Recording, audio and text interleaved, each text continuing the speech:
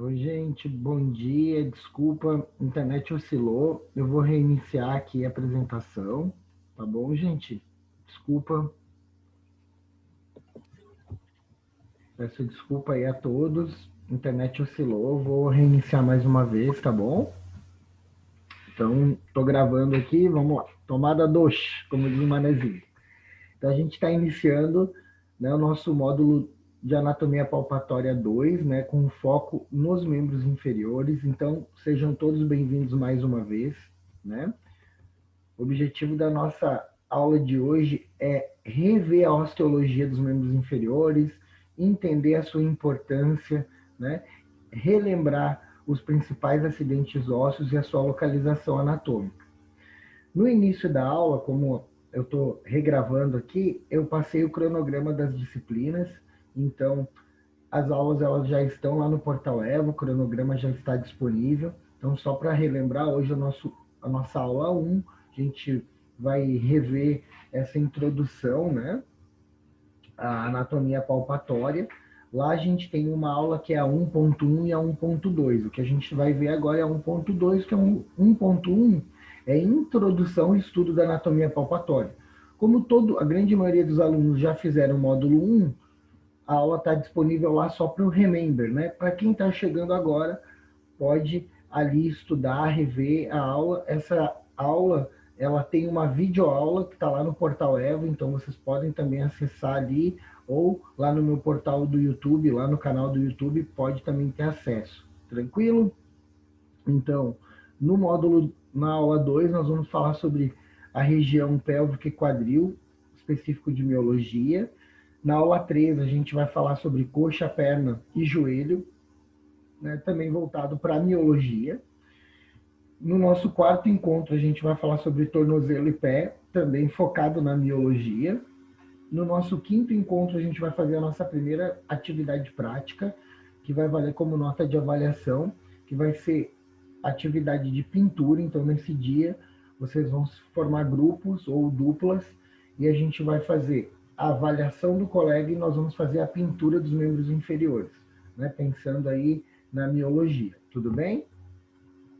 Na parte 2, né, na nossa sexta aula, a gente vai fazer um modelo do pé, do tornozelo do pé com biscuit, massinha de modelar, argila, e a gente vai produzir um vídeo. Como é que vai funcionar nessa sexta aula?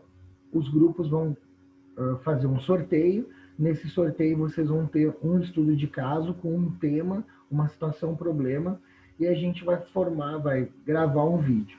Nesse sétimo encontro, o que a gente vai fazer? A gente vai rever esses vídeos, a gente vai apresentar esse seminário, né? Então vai ser bem bacana, porque essa sétima aula, ela vai linkar a aula 1 e a aula 2, no caso, a prática 1 e a prática 2, do quinto e sexto encontro. Legal?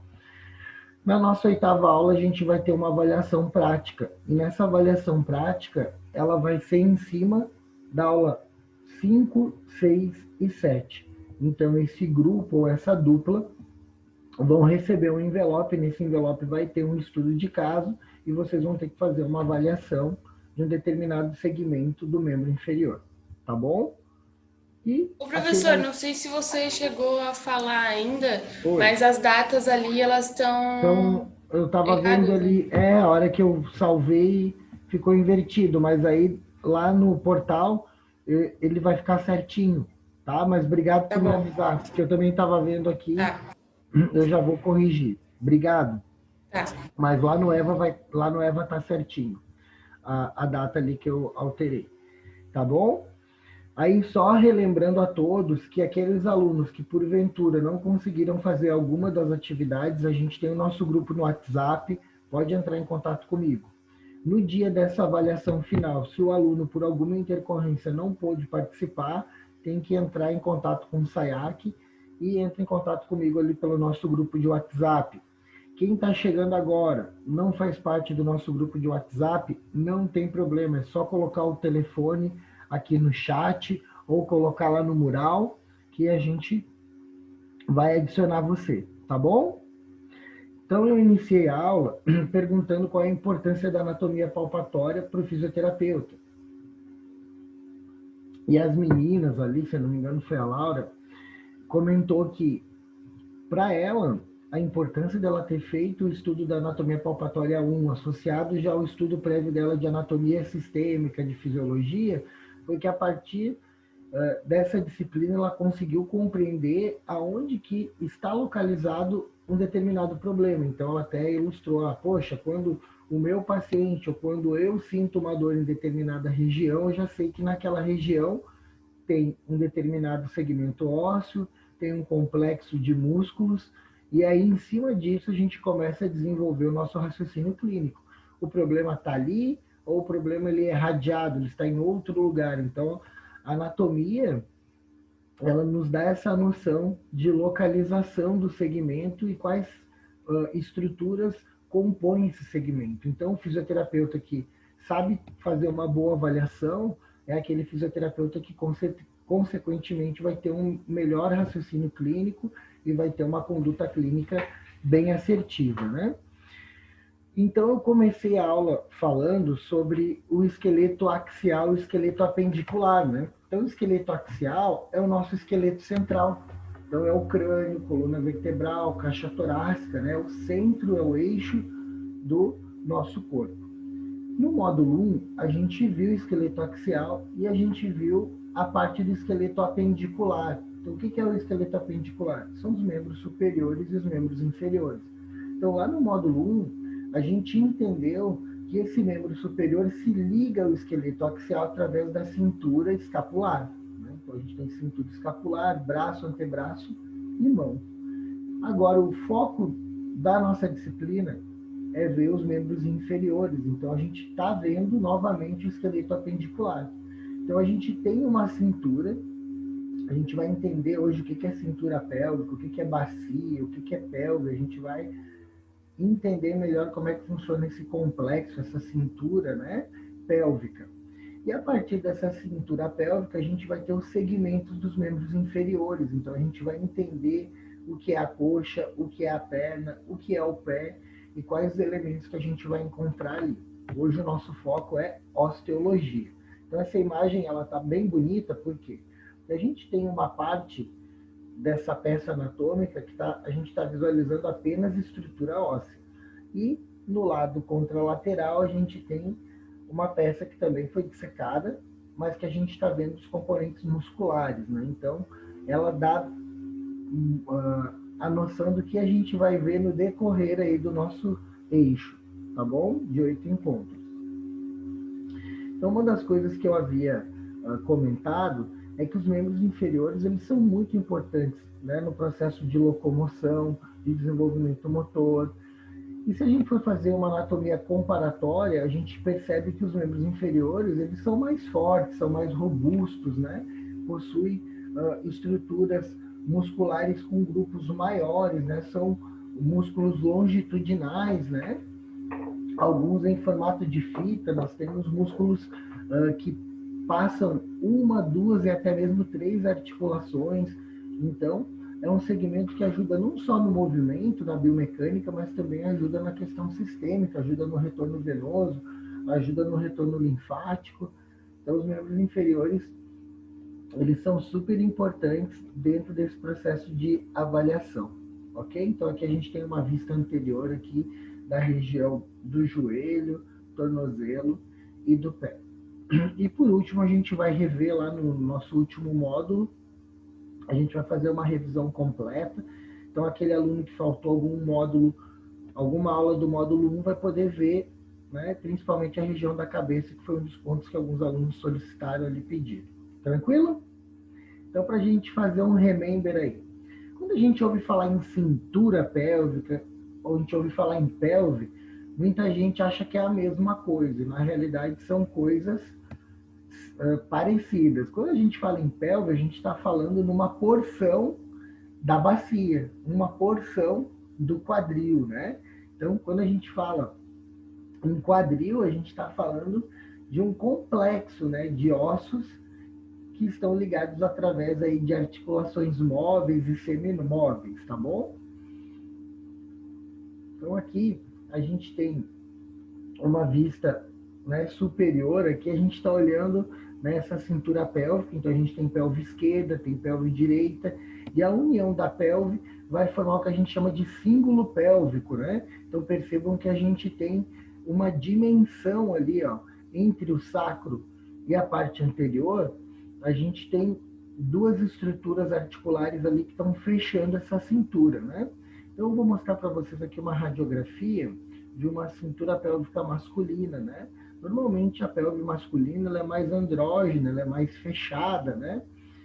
Quando a gente vai comparar com uma pelve feminina, a gente percebe que a pelve feminina ela é mais alargada, ela tem um cíngulo pélvico maior, né? Porque a mulher, ela biologicamente, ela está preparada para um processo gestacional e devido à ação dos hormônios, né, a relaxina que vai gerar uma frouxidão ligamentar e articular, teoricamente a natureza parte do princípio que esse parto poderia ser natural, então precisa desse relaxamento das articulações e principalmente dos ligamentos para que abra cada vez mais esse cíngulo pélvico, né? Então depois eu vou falar um pouquinho sobre isso, né? Sobre esse cálculo, a importância do pré-natal, de avaliar o cíngulo pélvico em relação ao desenvolvimento intrauterino do bebê, né? Então isso tudo é avaliado aí pelo médico radiologista, pelo obstetra, para ver se essa mamãe vai ter condições de ter um parto natural ou não. Então aqui a gente tem uma imagem radiológica, né? E a gente já consegue observar a diferença, né? Parece que tem uma orelhinha do Mickey Mouse, né? A gente percebe que essa crista ilíaca, esse ilho, ele está maior, né? Ele está mais aberto. Na próxima imagem aqui, a gente tem uma imagem também de imaginologia, uma reconstituição em 3D, bem bonita, né? E aí a gente tem a subdivisão. A pelve, né, que é uma parte, que é um quadrante dessa cintura pélvica, ela está subdividida em 3 porções. Então, a parte superior a gente vai chamar de ilho. Então, o osso ilíaco ele tem uma série de acidentes ósseos que a gente aprende lá na anatomia 1. E a gente vai ver quais desses acidentes ósseos são palpáveis, ok? Na parte posterior inferior, a gente tem o isquio, né? Então, o isquio ele está localizado na parte inferior da pelve.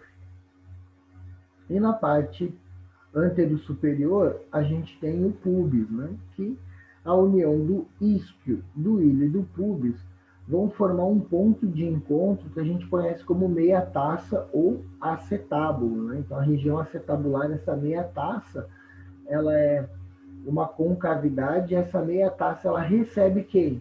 A cabeça do fêmur, formando a articulação coxo-femoral, né? A principal articulação aí que a gente tem nesse complexo aí da cintura pélvica, uma articulação amplamente móvel, né? Uma diartrose, uma articulação sinovial.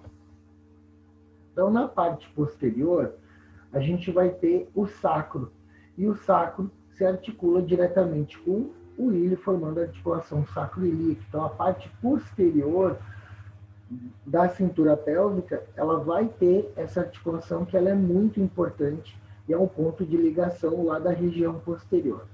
Já na região anterior, a gente vai ter uma outra articulação que é do tipo sínfise, né? Um disco que tem ali, né? Então, a gente tem a sínfise púbica, né? Que vai estar localizada entre o púbis, né? Esquerdo e direito. Legal? Tranquilo? Alguma dúvida, gente? Então, aqui só um outro esqueminha, só reforçando o que o prof acabou de comentar, né? Então, na parte posterior, a gente tem a articulação sacroilíaca, na parte anterior, a gente tem a sínfise púbica, né? Então, só alguns exemplos de estruturas que a gente vai visualizar e algumas a gente vai conseguir apalpar. Então, a gente tem, por exemplo, a crista ilíaca, as espinhas ilíacas antero-superiores e posterior-inferiores a gente vai conseguir apalpar, né? A gente vai conseguir localizar a região do acetábulo, né? A gente vai conseguir avaliar ou localizar a região da tuberosidade isquiática ou do túbero isquiático, né? Então, aqui só reforçando a questão da subdivisão da pelve, né? Então, a gente tem ali a parte superior, o ilho, na parte posterior inferior, o isquio, e na parte antero-superior, o púbis, né? Então, nessa vista lateral, a gente consegue ter noção que o acetábulo ele é composto pelos 3 ossos, né?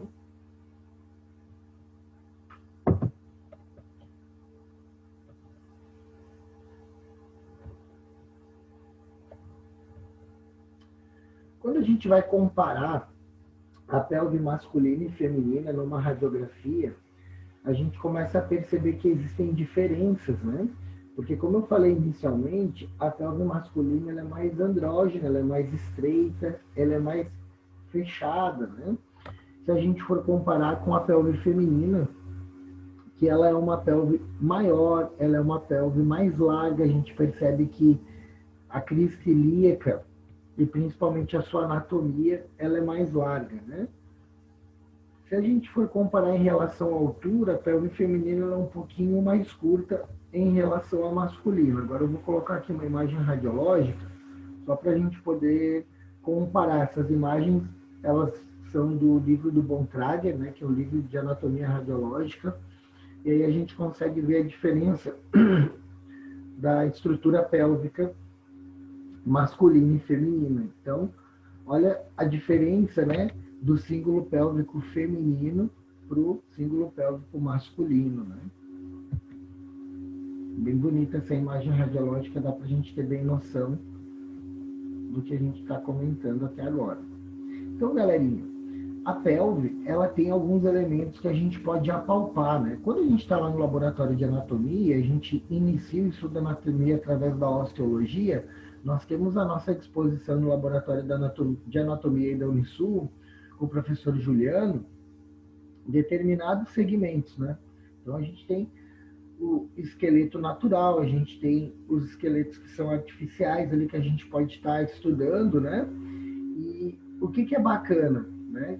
Quando a gente está lá estudando, a gente vê que tem inúmeros acidentes ósseos, esses acidentes ósseos servem para pontos de origem e inserção muscular, mas quando a gente entra na anatomia sistêmica, na anatomia palpatória, não serão todos os pontos que a gente vai conseguir apalpar, porque alguns desses pontos, eles são muito difíceis, eles estão em regiões profundas, estão recobertos por várias camadas de músculo, então eu não vou ter acesso simplesmente à palpação, né? Mas eu preciso entender aonde que está localizado determinada estrutura óssea para que eu possa realizar determinada técnica. Então, vou dar um exemplo. É importante eu conhecer anatomia, por exemplo, de membro inferior, para quem vai fazer uma acupuntura, quem vai fazer um dry needling, por exemplo, vai fazer um agulhamento a seco, precisa entender qual músculo que está agulhando e qual região ele está agulhando. Né? Então, isso já se justifica a gente entender um pouquinho desses conceitos, né?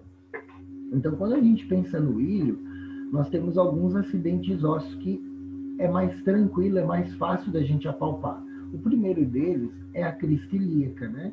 Então, a crista ilíaca é um acidente ósseo que ele vai da parte anterior para a parte superior. Quando a gente olha no perfil, a pelve ela é muito parecida com aquele desenho do galo português, né? Então, é por isso até que ele leva esse nome crista ilíaca, é como se fosse o galo, o bico do galo, o olho, né? E a crista aqui, né? Então, a crista a gente pode apalpar parte dela na parte anterior e uma porção na parte posterior.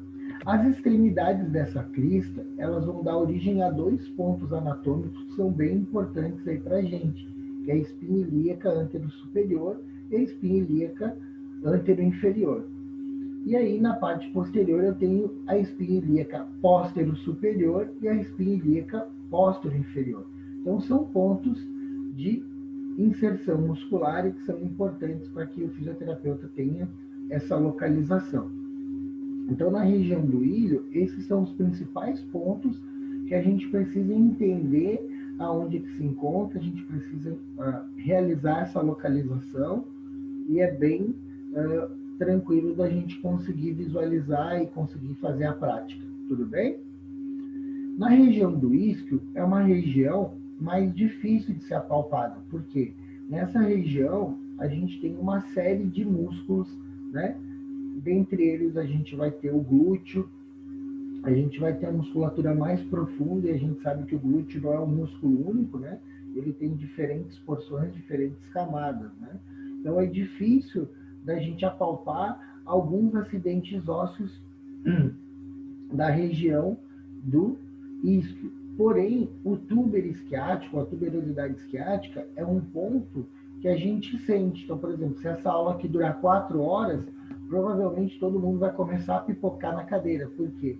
Porque a tuberosidade isquiática está pressionando a musculatura, e aí a gente começa a ter o famoso ciricutico na cadeira, né? A gente quer sair.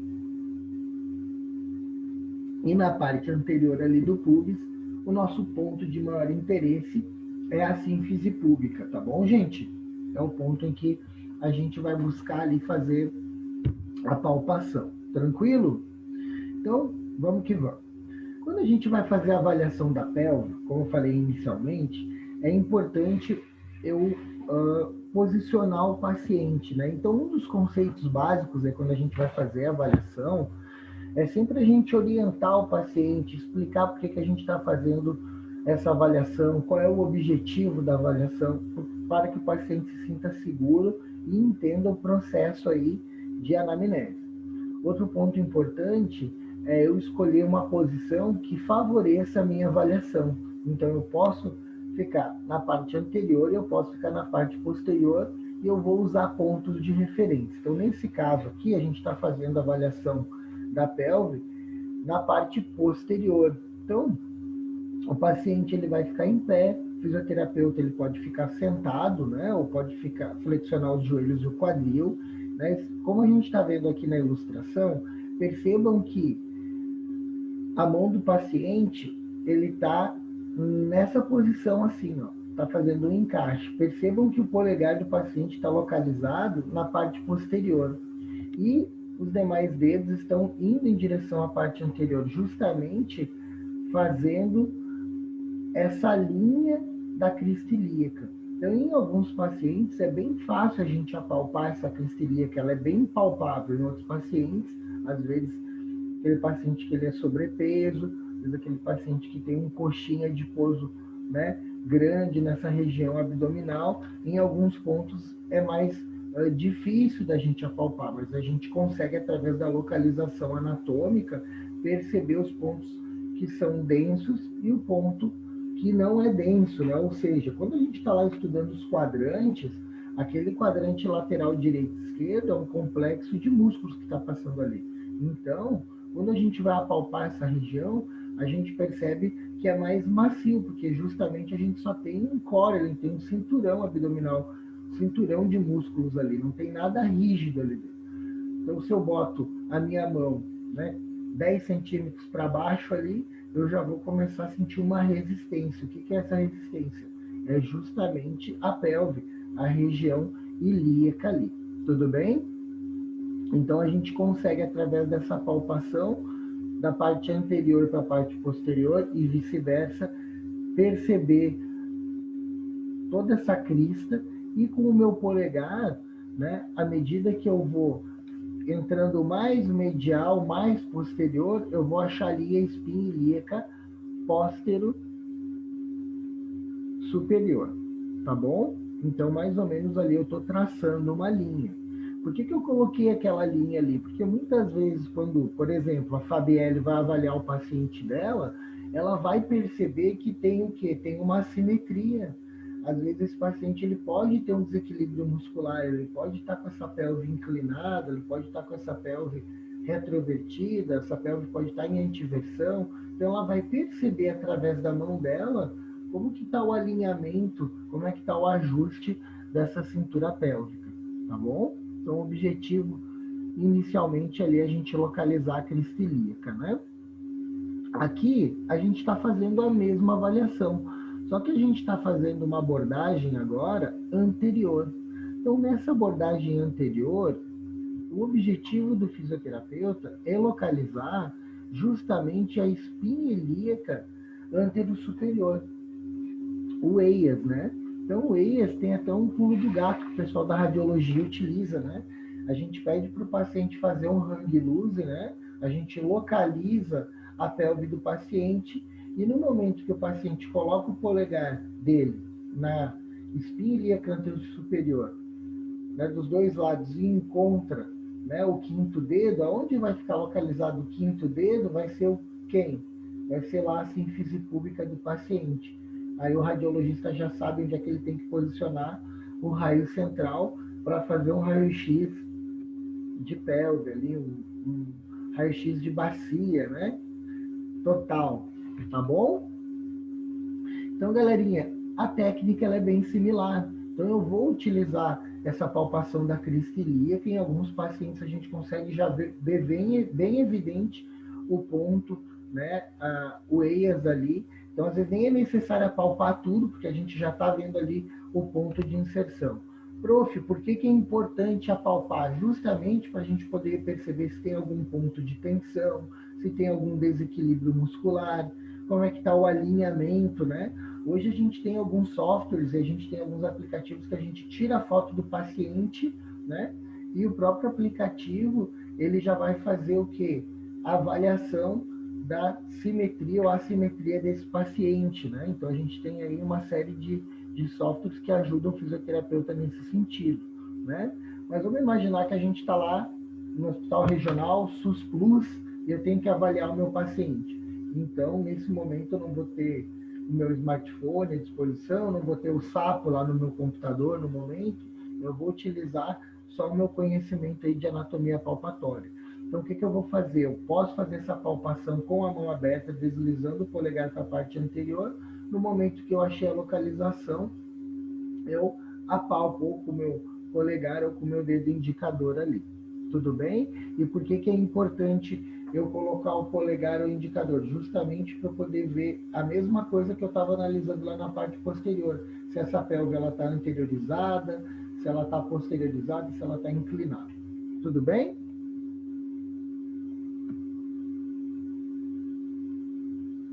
Quando a gente coloca mais ou menos 3 dedinhos abaixo, a gente vai achar a espinha ilíaca anterior-inferior. Então, normalmente, o paciente, para a gente poder fazer essa avaliação, é melhor colocar o paciente em decúbito dorsal. Por quê? No momento que o paciente está em decúbito dorsal, toda essa musculatura da coxa, ela não está em isometria. Né? Então, fica mais confortável para o fisioterapeuta poder fazer a palpação dessa região. Quando o fisioterapeuta está fazendo essa palpação, é uma região que ela é mais sensível para alguns clientes. Então, às vezes, quando a gente vai apalpar, alguns pacientes podem sentir desconforto. Por isso que é importante eu sempre explicar o porquê do procedimento. Por quê? Quando a gente está fazendo essa avaliação da pelve, é justamente para a gente poder verificar se essa pelve está simétrica, se ela está assimétrica, né? Outro ponto importante também que ajuda a gente conseguir apalpar a estrutura óssea, né? É pedir para o paciente fazer uma antiversão pélvica. Isso vai facilitar a ação, né? E principalmente a palpação do fisioterapeuta. Tudo bem? Então aqui é só a continuidade que eu falei lá, que eu estava vendo já a crista, e da crista eu já fui para a espinha, né? Então, quando a gente está avaliando ali aquela primeira imagem, percebam que a mão do fisioterapeuta ela está lá superior, né? Ela só está medindo a crista. O que eu fiz? Eu só fiz esse movimento aqui, ó. Eu deslizei um pouquinho mais com o polegar e olha só onde é que está a localização da mão do fisioterapeuta, perdão. Então percebam que houve uma posteriorização, então ele continuou seguindo a crista e aí a gente encontrou ali espinha ilíaca póstero superior. Deixa eu ver, alguém falou alguma coisa no chat.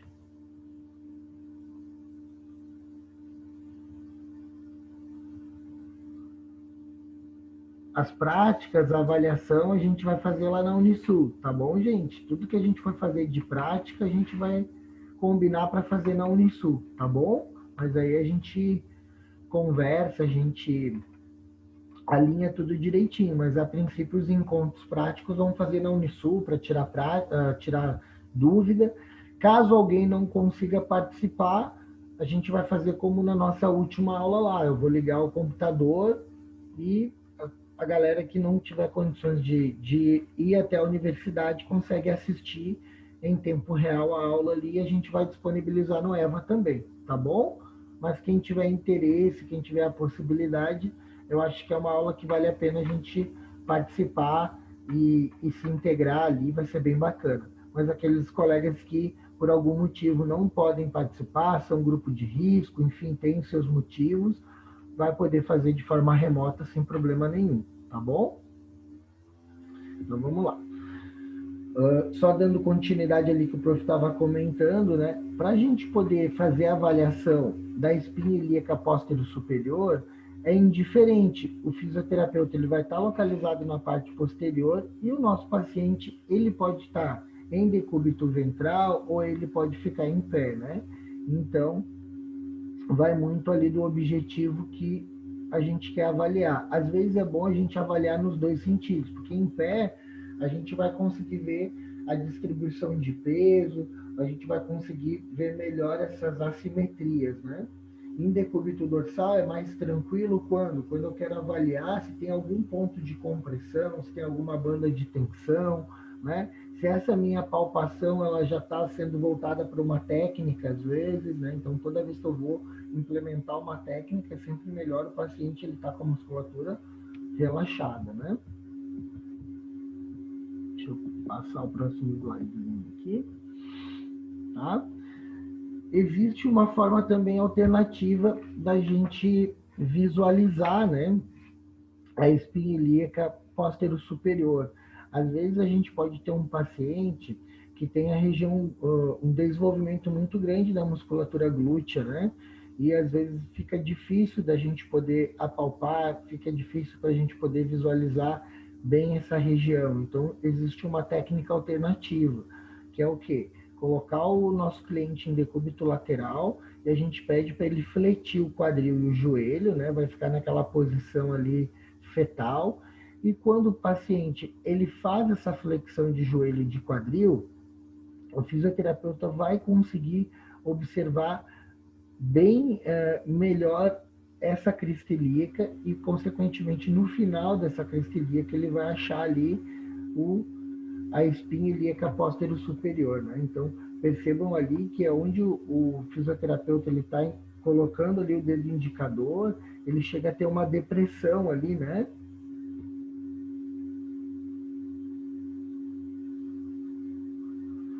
Quando a gente vai fazer a avaliação da espinha ilíaca póstero inferior, percebam que a mão do paciente, perdão, estou com a mão do paciente na cabeça, perdão. A mão do fisioterapeuta, ela vai escorregar ali em torno de 2,5 centímetros, 3 centímetros, mais ou menos assim, ó, coloca 4 dedos, assim, do ponto 1 para o ponto 2, né? E a gente vai fazer uma pressão profunda aí nessa região, né? Então a gente vai já conseguir sentir, né, no sentido medial ali essa saliência óssea, tá bom? Então também é bem tranquilo.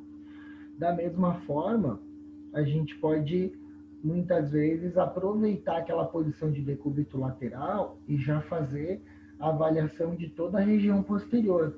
Então, no momento que o paciente ele já está em decúbito lateral, já está com o quadril fletido, já está com o joelho fletido, eu posso fazer a avaliação da crista, posso fazer a avaliação das espinhas posterior, superior e inferior, e, consequentemente, próximo ali da prega glútea ali, a gente vai ter acesso ao túber isquiático. Então, a gente vai conseguir fazer uma palpação, né? Então, essa palpação eu faço do segundo ao quarto dedo, né? Posso fazer em formato de gancho ou com os dedos em ponta, assim. E aí a gente já vai sentir a saliência óssea, todo o túber isquiático ali do nosso paciente. A gente também pode fazer de outra forma, né? O paciente estando em decúbito ventral, como a gente viu no penúltimo slide, né? Então, o que eu vou fazer? Eu vou analisar bem onde tem ali a prega glútea, eu vou com o dedo indicador em direção a essa prega glútea e eu vou ter acesso ali ao túber isquiático. Tá bom?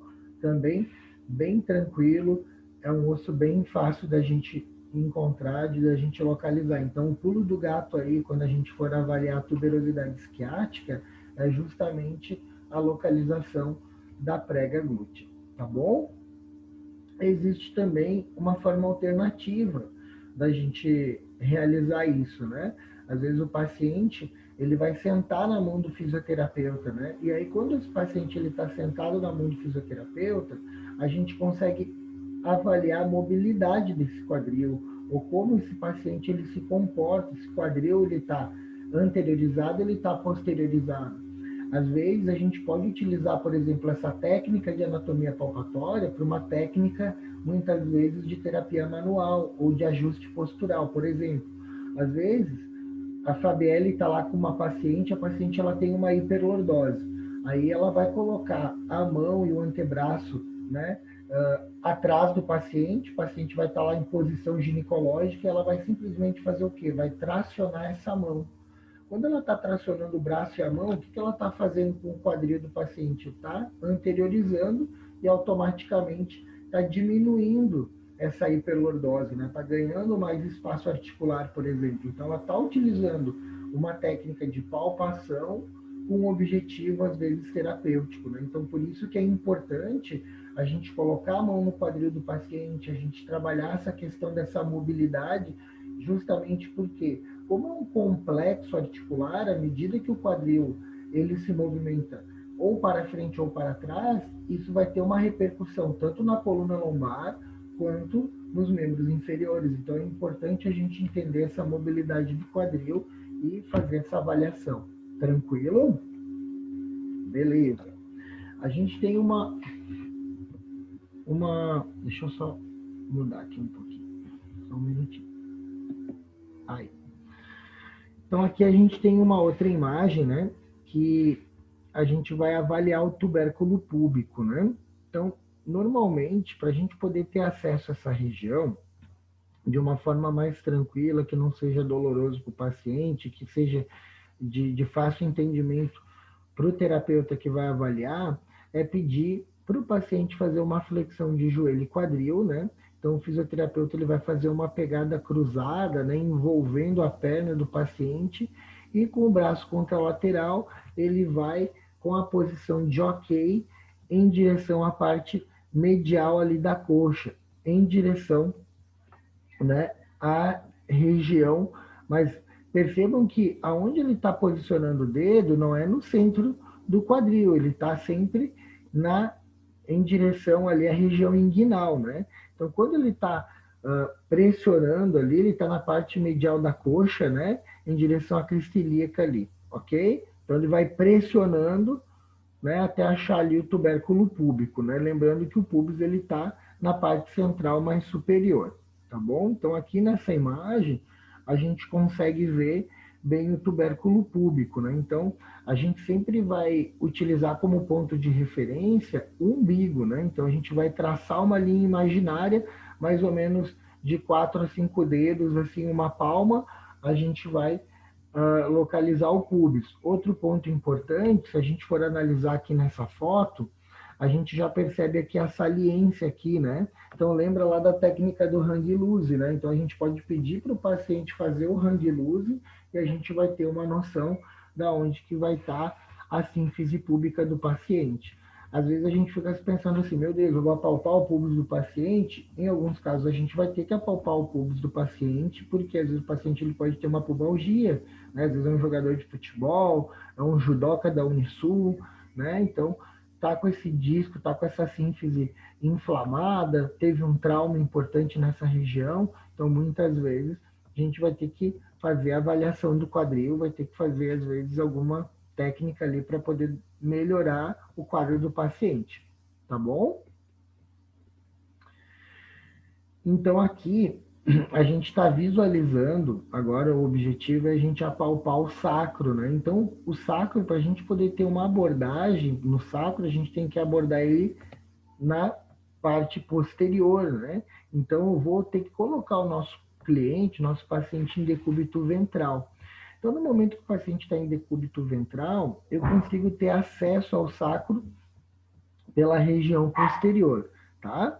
Então, Percebam aqui que eu tenho na parte superior ali L4 e L5, que faz parte da nossa coluna lombar, né?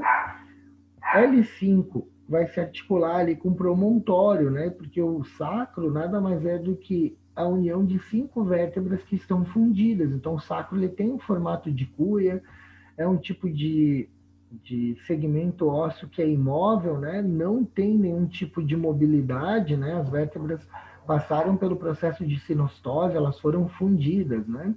Então, percebam aqui que a mão do fisioterapeuta, ela é bem importante porque através da palpação a gente vai perceber aonde que está a coluna lombar e a gente vai, à medida que a gente vai descendo, né, a gente vai sempre céfalo-caudal, a gente já vai perceber que a palma da mão já vai estar apalpando a região do ilho e o polegar já vai estar apalpando ali a asa, que a gente chama de asa maior, né, do sacro, né, pressionando essa região superior ali do promontório, né? Então, outra dica, né, é que sempre 2 centímetros ali acima da espinha posterior inferior, a gente vai encontrar, né, esse ponto de conexão, né, esse ponto de transição entre a região lombar e a região sacral, né? Então, a região lombo-sacral vai se localizar mais ou menos aí nessa região, né? Então, sempre a gente vai apalpando com bastante atenção, com bastante cuidado. Por que é importante a gente apalpar o sacro? Porque muitas vezes, quando a gente vai fazer algumas mobilizações, algumas técnicas de tração, de mobilização articular, a gente precisa ter bastante segurança aonde que está o sacro, onde que está a pelve, para que a gente possa fazer essas técnicas, né? Então, aqui a gente tem só o osso aqui na vista posterior, né? Só para a gente poder visualizar, né?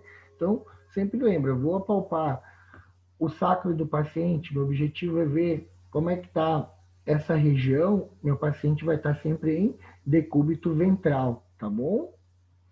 Em alguns pacientes, né, normalmente aquele paciente que ele é mais magrinho, às vezes a gente consegue observar muito bem o sacro, a gente consegue perceber as cristas, a gente muitas vezes consegue ver pequenas depressões, né? Essas depressões são esses pontos que a gente sabe que vai ser a localização anatômica dos forames sacrais, né? Mas em outros pacientes, não. Então, isso sempre vai mudar de cliente para cliente, né? Desenvolvimento muscular, desenvolvimento, né?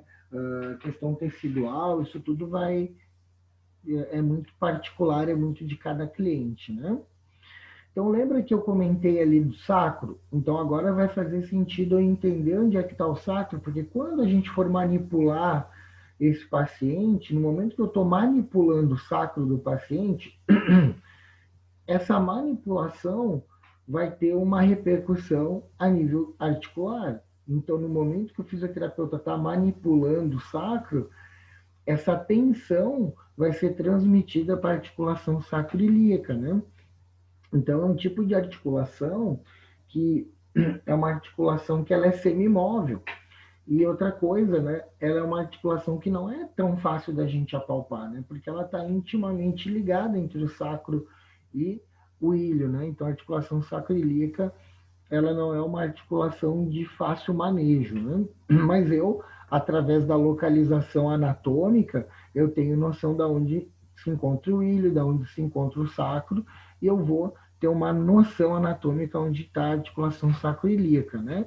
Porque no momento que eu consigo localizar a espinha ilíaca posterior superior, eu consigo deslizar os dedos no sentido mais inferior e profundo. Então eu vou ter uma noção da onde que se encontra, tanto na vista posterior quanto na vista anterior. É só a gente pensar naquela ideia lá do hang loose na parte anterior, que a gente vai ver a síntese pública, quanto na parte posterior ali, quando a gente está vendo a espinha ilíaca posterior superior. Então, à medida que eu vou indo para a parte mais central e mais média, eu vou estar em direção à articulação sacroiliaca. Tudo bem?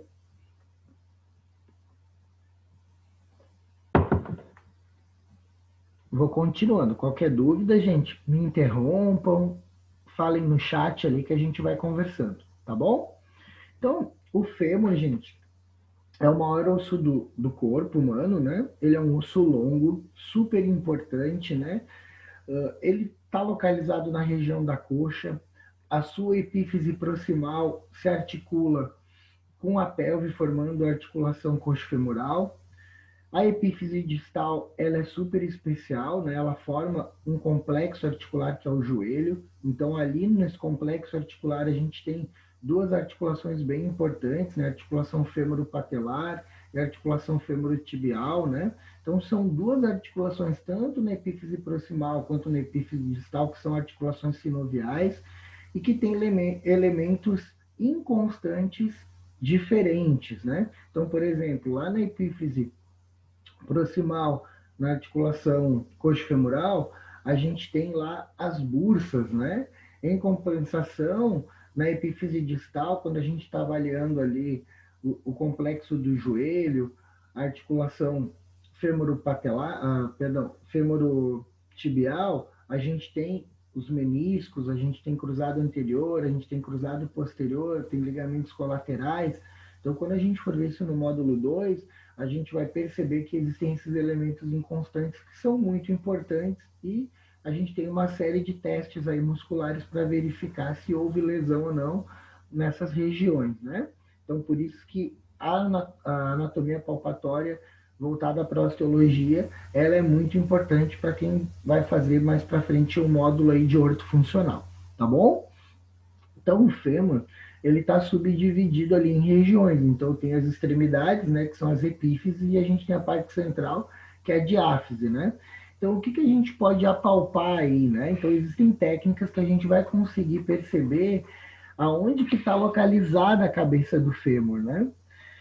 A gente consegue, em algumas técnicas, conseguir perceber a localização anatômica do trocânter maior e do trocânter menor. Então, a gente consegue apalpar essa região, a gente consegue visualizar muito bem na anatomia radiológica essas duas regiões, e elas são muito importantes justamente para a gente poder analisar como que está esse membro, se esse membro está rodado, se esse membro ele tem uma boa localização, né? Então, isso tudo, se esse indivíduo consegue fazer a movimentação correta, como que está esse eixo, né? Se esse eixo está em 90, está em 45, isso tudo vai influenciar na marcha do paciente, vai influenciar na tensão articular, né? E mais para frente eu vou explicar um pouquinho melhor esses conceitos. Quando a gente vai analisar ali a epífise distal, a gente consegue apalpar os côndilos e aquilo que está acima dos côndilos, né, que a gente vai chamar de epicôndilo. Então, tem epicôndilo medial, epicôndilo lateral, né? Então, anatomicamente, a gente sabe sempre que a cabeça do fêmur ela está voltada para a região medial, né? Ela está mais próximo da linha média, tá bom? A gente consegue ter uma localização, uma noção de onde é que está a superfície, né, a face patelar, né, porque a gente tem sempre o ponto de referência a patela, que é esse osso sesamoide, que ele é semimóvel, está no interior ali do complexo tendinoso ali do quadríceps, né, em especial ali no reto femoral, né, mas a gente sabe que essa patela, ela é móvel, semimóvel, então, muitas vezes essa patela ela pode estar voltada mais para a parte medial ou mais para a parte lateral. Então, ele é um ponto de referência, mas que a gente tem que avaliar muito bem como é que está esse complexo articular do joelho. Tudo bem? Então, vamos que vamos. Então, galerinha, quando a gente vai fazer a avaliação dos membros inferiores, é muito comum que o paciente vai relatar o seguinte: chega para o Matheus e fala, eu tô com uma dor na minha perna, tomei uma pancada na perna. Só que às vezes a perna do paciente, essa dor, essa pancada que esse paciente teve lá no futebol, não foi na perna, foi na realidade na coxa, né? Popularmente, a gente tem o hábito de chamar o segmento inferior de perna e segmento superior de braço, mas a gente sabe que anatomicamente existe essa subdivisão de coxa, perna e pé. Então, eu sempre penso, poxa, coxa, qual é o osso que está ancorado, está localizado na região da coxa? Eu só vou ter o fêmur, ok? Então, aqui o fisioterapeuta, Ele colocou o paciente em decúbito lateral, ele está fazendo uma abordagem aqui no paciente dele com as mãos analisando a parte anterior da coxa, tá bom? Então, percebam que o fisioterapeuta, ele está atrás do paciente, né? Então, assim, quando a gente vai fazer essa técnica, por exemplo, é importante que o paciente ele fique confortável, que eu explique o que eu vou estar realizando ali, né? Porque é importante que ele perceba a importância da técnica e por que eu vou estar avaliando isso, né? Outra coisa, é importante sempre eu ter uma pegada firme, manter um certo distanciamento do corpo do paciente. Quando a gente olha na foto assim, a impressão que a gente tem é que o fisioterapeuta ele está muito próximo do quadril, como se ele tivesse com o quadril do paciente colado no quadril dele. Não é essa a ideia, a gente tem que manter um certo espaço, né, articular. Às vezes o paciente ele é muito grande, às vezes o paciente ele tem um desenvolvimento glúteo muito grande. O que eu posso fazer? Eu posso botar um coxim, eu posso fazer uma adaptação ali para que eu possa fazer uma boa pega, mas eu tenho que evitar o contato do meu quadril nesse momento com o quadril do paciente, né? Se às vezes não for possível, a gente explica que a gente vai estar avaliando, que em algum momento eu vou ter que apalpar, justamente para o paciente poder entender a importância dessa manipulação, né? Enfim, dando continuidade ali, o fisioterapeuta, ele está posicionando ali uma das mãos na parte anterolateral do quadril, ó, em formato de pinça, né? E qual é o objetivo dele, né? Ele quer buscar ali a parte mais média, né? Ele quer analisar ali a cabeça do fêmur, né? Então, quando a gente está fazendo essa movimentação, a gente está fazendo essa pega em pinça, a gente pode fazer micromovimento. Então, a gente pode fazer movimento de abdução, de adução, a gente pode fazer pequenos movimentos de rotação interna, de rotação externa, justamente para a gente observar qual região que eu estou apalpando, né? Porque o que é importante eu lembrar? Que essa cabeça, ela está localizada na cavidade acetabular. E toda a cabeça em osteologia tem que ter um osso, então ele tem um colo anatômico, né? Então o objetivo ali do fisioterapeuta é justamente posicionar essa mão em gancho ali em pinça nessa região entre a cabeça e o colo anatômico para que ele possa perceber ali a localização anatômica, né? Na pediatria, é muito comum, por exemplo, quem está lá com a prof. Andréia, fazer essa avaliação da cabeça do fêmur através de uma abordagem posterior. Então, a gente bota o paciente, a criança, até mesmo o próprio adulto, em decúbito ventral, e aí a gente pede para esse paciente relaxar o membro a ser avaliado, e a gente vai fazer duas abordagens, né? A gente vai colocar a mão ali próximo ali da prega glútea, né? E a gente pede para que o paciente fique bem relaxado e aí a gente vai fazer um movimento, né, de deslocamento. Percebam ali que na imagem 1, o paciente ele vai fazer o quê? Ele vai deslizar em região à linha média. E na figura 2, a gente está se afastando da linha média, como se a gente estivesse fazendo um movimento de rotação medial e lateral. Qual é o objetivo dessa movimentação? É justamente ver como que está essa relação entre a cabeça e a cavidade acetabular ali do quadril. O que acontece às vezes? É feito esse teste, principalmente em crianças, para ver se esse paciente não tem uma luxação congênita de quadril. Então, às vezes, o terapeuta ou até o médico ortopedista faz essa manobra e aí o que acontece? A desarticulação ali da cabeça do fêmur da cavidade acetabular. Para o fisioterapeuta que às vezes vai avaliar um paciente adulto, né? Às vezes a gente está fazendo esses movimentos de rotação justamente para ver como é que está a ação muscular, como é que principalmente está essa relação da cabeça do fêmur com a cavidade acetabular, né? Então isso é bem importante, né? Então o que vai facilitar a gente poder ter acesso a essa região é justamente a movimentação, tá bom? O que eu consigo apalpar de forma assim muito tranquila, talvez é um dos segmentos ali da epífise proximal mais fácil da gente conseguir tocar, é o trocânter, né? Então o trocânter maior, é o segmento mais fácil, mais tranquilo para a gente conseguir fazer essa abordagem. Então, o que a gente faz? Né? A gente pede para o paciente ficar em decúbito dorsal e eu posso pedir para o paciente fazer uma abdução, colocar, né, a perna para fora da maca, né, flexionando o joelho. O que vai acontecer? É como se a ação da gravidade está atuando na coxa, como se ele estivesse fazendo uma pequena extensão. Né? Então, o fisioterapeuta ele consegue perceber bem ali o acidente ósseo, né? E esse acidente ósseo, devido a esse movimento de extensão, vai ficar bem visível ali a depressão e às vezes até mesmo a própria saliência óssea. Isso vai muito de paciente para paciente. Às vezes o paciente ele é mais magrinho, eu vou conseguir ver bem, né, essa saliência e às vezes essa depressão. Às vezes o paciente ele tem um bom desenvolvimento muscular, eu vou perceber apenas ali o acidente ósseo, mas não vou ver depressão nenhuma, né? Então, por exemplo, o prof, depois da quarentena, quando eu for fazer essa atividade prática com vocês, não vai ver nada, né? O prof está uma bolinha ali, então simplesmente eu só vou conseguir apalpar esse trocânter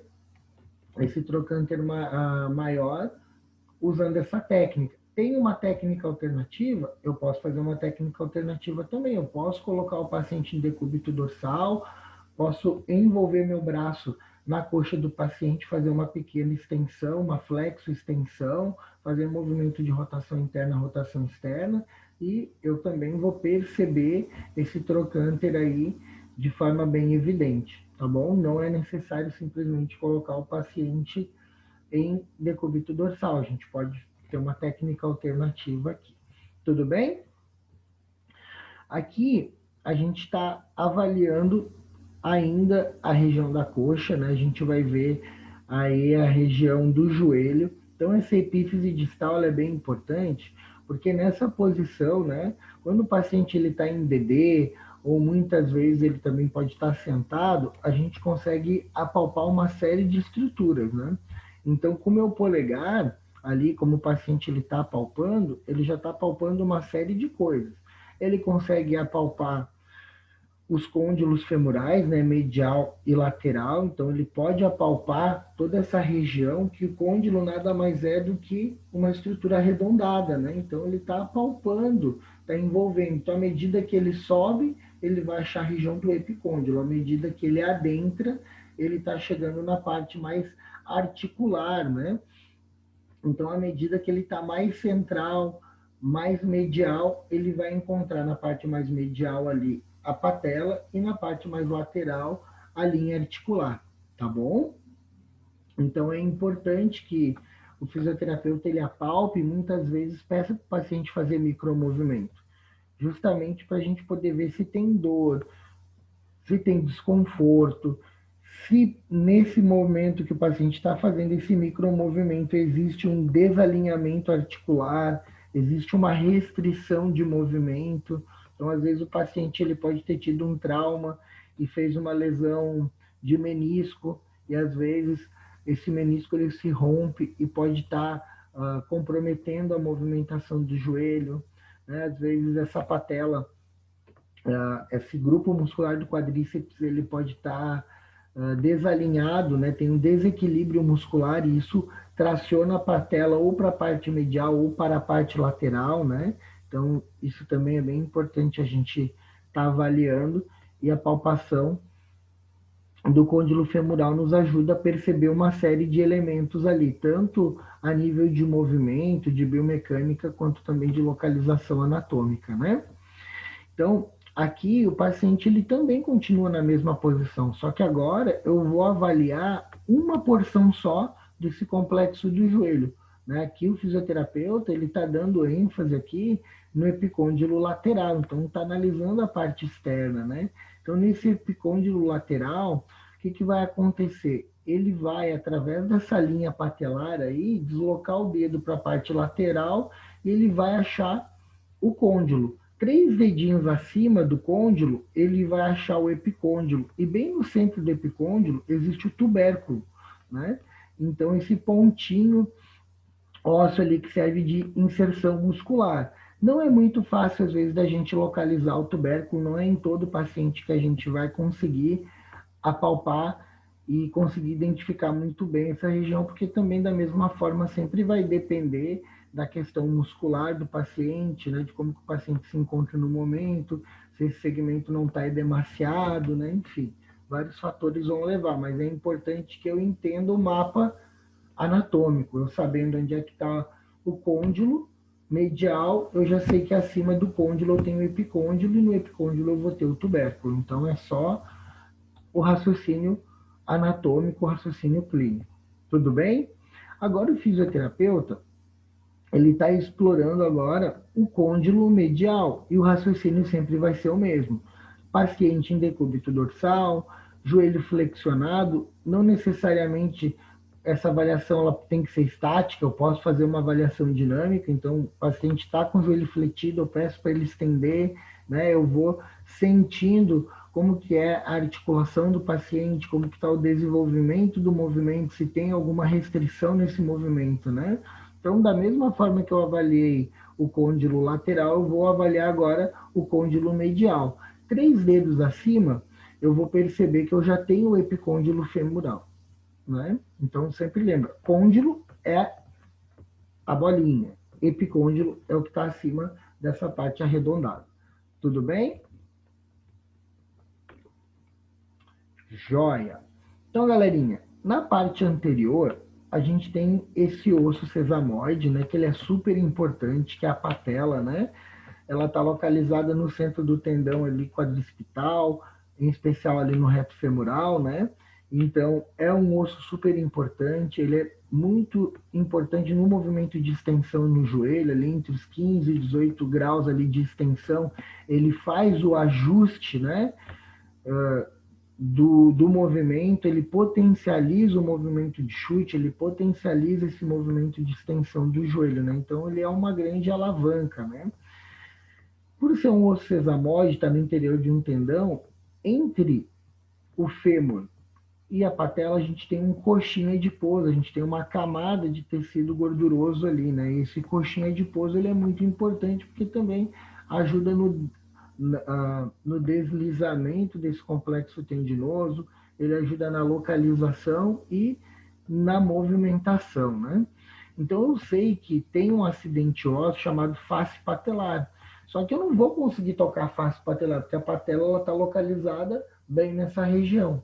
Só que quando o nosso paciente ele realiza movimento, eu consigo perceber que essa patela ela vai se deslocar.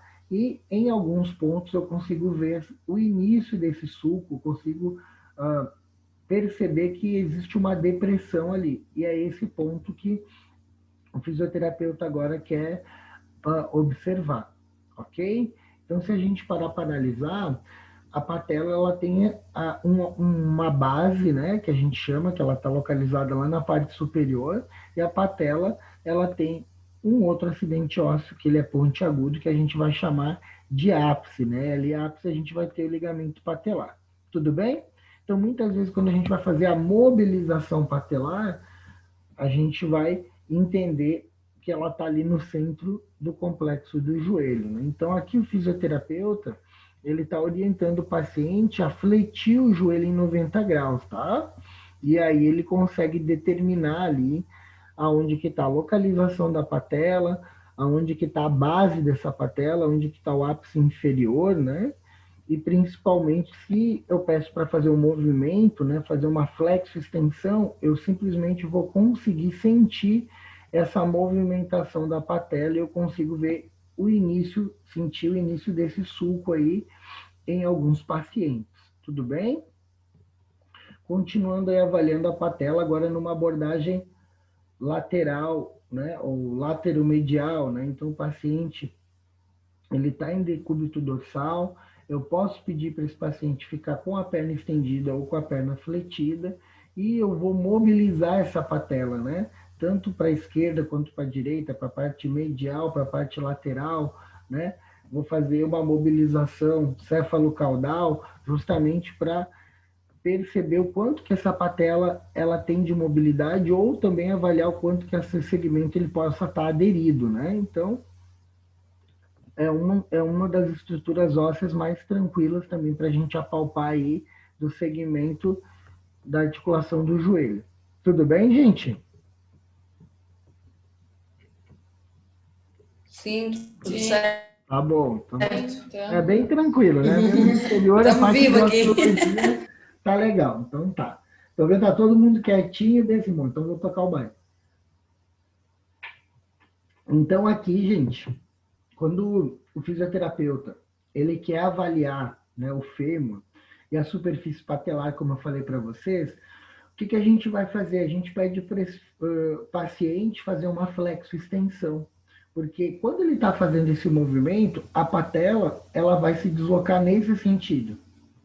E aí a gente vai conseguir ver esse sulco, essa depressão acima da base da patela, tá bom? Então é importante, na realidade, eu ficar com o meu polegar localizado na região da base e pedir para esse paciente fazer uma flexão, uma extensão, justamente para eu conseguir perceber essa depressão acima da base da patela.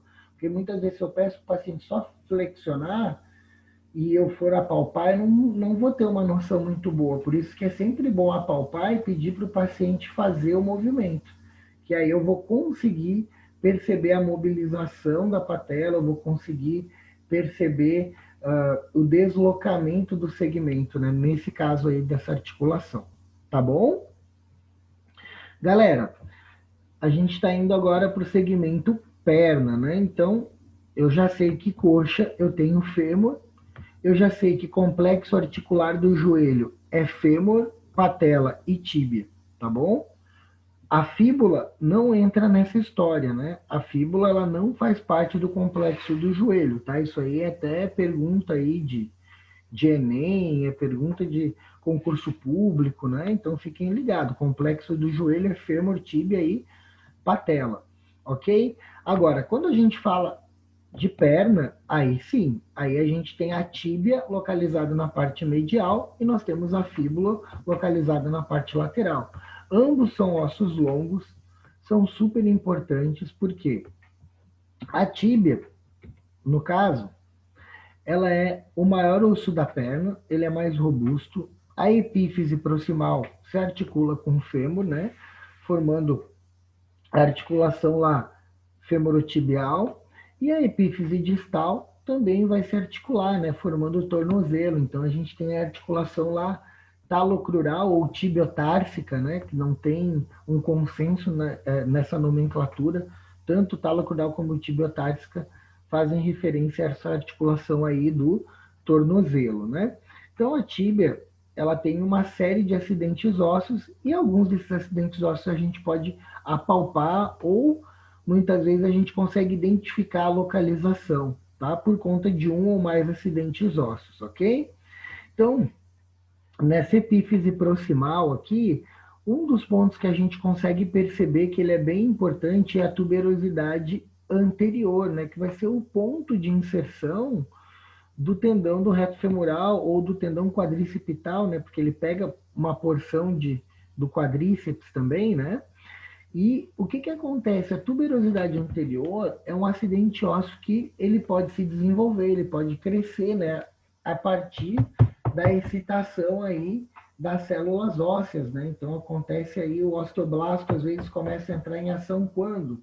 Quando esse paciente, por exemplo, ele joga muito futebol, ele pratica artes marciais, ele bate muito com essa região, ou ele tem um trabalho muito grande aí de membro inferior músculo-esquelético, né? Então, em alguns pacientes, a tuberosidade anterior ali da tíbia, ela pode crescer, né? Só uma curiosidade. Então, a tíbia tem um platô tibial, né? A gente ouve muito isso na ortopedia. O que é o platô tibial? É o complexo de côndilo medial e lateral. Por que platô? Porque ele é um planalto, né? Esse côndilo, ele está achatado. Então, se a gente for ver anatomicamente, o fêmur, o côndilo do fêmur, ele é arredondado. Só que o côndilo da tíbia, ele é um platô. E em cima desse platô, a gente tem os elementos inconstantes. Lembra daquela estrutura lá semilunar, que são os meniscos? Então, os meniscos envolvem, né? Protegem esse platô tibial e tem uma função muito importante na biomecânica, né? Então, é por causa dos meniscos que a gente consegue ter uma boa movimentação aí articular, só a nível de curiosidade, né? A gente sabe que o joelho faz flexo-extensão, né? Um tipo de articulação meio que em dobradiça. Só que cada vez que a gente faz uma flexão de joelho, a perna do nosso paciente no movimento da flexão, ela pode rodar de 10 a 15 graus, alguns pacientes até um pouco mais, né? Mas normalmente é isso. Quando ele faz a flexão, normalmente a perna ela faz uma rotação externa e quando a gente faz a extensão, a perna fica neutra. Alguns pacientes, às vezes, eles não têm um complexo muscular muito bom e vão jogar futebol. E aí, às vezes, por uma série de fatores, o sobrepeso, erro na movimentação, né? Às vezes calçado inadequado, faz com que esse paciente ele faça lesão aí ligamentar, faça lesão de menisco por conta disso. Às vezes, o momento que o paciente ele está colocando o pé para a fase de apoio, a perna do paciente ainda não está na posição neutra. E o que, que acontece? Os côndilos do fêmur acabam gerando uma sobrecarga no platô tibial e por a perna estar rodada, o que, que acontece? O côndilo acaba esmagando, rasgando aí essa estrutura semilunar, o menisco, né? Faz uma lesão de menisco e muitas vezes compromete também os ligamentos cruzados, né? Que é bem ruim. Então aqui a gente tem a borda anterior, né? Que a gente chama de canela, né? Então é muito comum quando a gente está aí na nossa adolescência, na fase da infância, né? Pedalando, correndo, praticando esporte, às vezes a gente pode bater aí com o corpo da tíbia, né? Então, aí a gente tem a borda anterior. E aí, na parte da epífise distal, a gente tem o maléolo medial, que é a famosa bola do tornozelo, né? Então, a gente tem esse maléolo medial que faz parte da tíbia. Tranquilo? Então, vamos que vamos. Então, olha só. Quando a gente vai avaliar o paciente, eu sempre acho legal a gente sempre deixar o paciente confortável, sempre numa posição em que ele não ative demais a musculatura dele. Porque muitas vezes, se esse paciente está numa posição que ativa a musculatura, fica difícil, às vezes, para o fisioterapeuta poder avaliar determinados segmentos, né? Então, aqui, para a gente poder avaliar a tuberosidade anterior, a gente pede para o paciente ficar em DD, ou às vezes numa posição sentado ou inclinado, a gente pede para o paciente fazer uma flexão de joelho e de quadril, né? E fica super evidente, né? Quando o fisioterapeuta vai em direção a esse joelho, né? Eu vou sempre analisar aonde que está o final da minha patela. Então, o joelho está lá em cima, eu vou deslizando, deslizando, mais ou menos aqui 4 dedinhos. Eu vou fazer essa pega aqui do ápice da patela em direção à tíbia. Eu vou localizar aonde está mais ou menos ali o indicador do avaliador, né? A tuberosidade isquiática, né? Então é importante sempre eu utilizar como ponto de referência a minha patela, tá bom? Então achei a patela, achei o ápice, boto lá 4 dedinhos, pode ter certeza que logo ali embaixo a gente já vai sentir essa protuberância óssea, essa tuberosidade óssea, né? Tranquilo? Vamos que vamos. Então aqui no perfil, agora que eu consigo visualizar um pouco melhor, ó. Então, aqui a gente tem a mesma imagem do slide anterior, né, com o fisioterapeuta ali evidenciando ali aquela saliência, né, aquela tuberosidade, só que no perfil ele fica mais evidente. Em alguns pacientes essa tuberosidade ela é bem, bem evidente, né? Não precisa nem apalpar, a gente já olha como aqui na imagem e a gente já tem noção que aí é a tuberosidade anterior. Tranquilo, gente? Então, continuando aí na epífise proximal, né? Então, nesse platô tibial, a gente sabe que o platô são 2 côndilos achatados, né? Então, eu vou ter um côndilo lateral e eu vou ter um côndilo medial. Então, peço novamente para o paciente fletir o joelho, eu vou apalpar na linha interarticular do joelho, então eu vou perceber que existe ali, ó, uma espécie de sulco, de depressão, então eu vou posicionar a minha mão, os meus dedos ali na linha articular, voltado para a parte lateral aí do joelho. E aí eu vou deslizar de forma firme, de forma contínua, justamente para ver se não tem nenhuma aderência, não tem nenhuma saliência, não tem algum achado importante ali na minha avaliação. Tudo bem? Então eu traço essa linha e apalpo.